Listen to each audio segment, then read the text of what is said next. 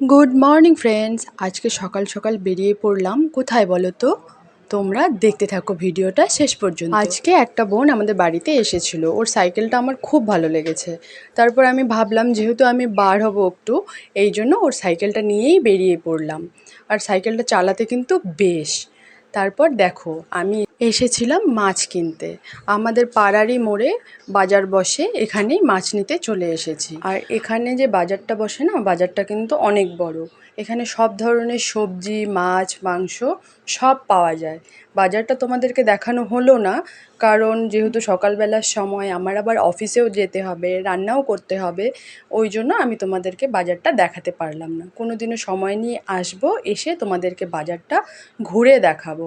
ছোট হলেও এই বাজারে কিন্তু সমস্ত রকম জিনিস পাওয়া যায়, দশকর্মা ভাণ্ডারের আইটেম থেকে সব কিছু।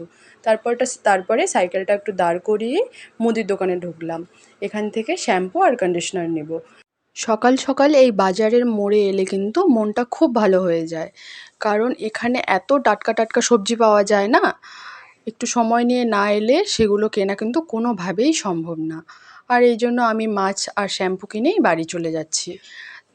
মাছগুলো আমি দোকানেই আঁশ ছাড়িয়ে এনেছি, কেটেও এনেছি, কিন্তু মাছের গায়ে না এখনও একটু আঁশ লেগে আছে। এই জন্য মাছটাকে নিয়ে এসে ভালোভাবে আঁশগুলো দেখে দেখে আঁশগুলো তুলে ধুয়ে নিতে হবে।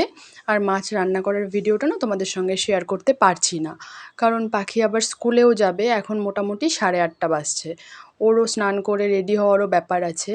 আর তারপরে আমি মাছটা ধুয়ে রান্না করে আমারও রেডি হতে হবে, কারণ অফিসে যেতে হবে। এই জন্য মাছ রান্না করার ভিডিওটা তোমাদের সঙ্গে শেয়ার করতে পারছি না।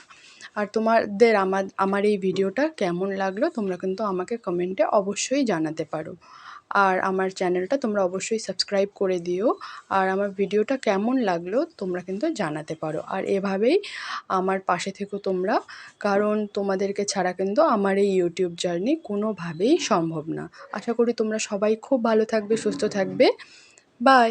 আবার দেখা হচ্ছে অন্য কোনো ভিডিওতে অন্য কোনো দিন।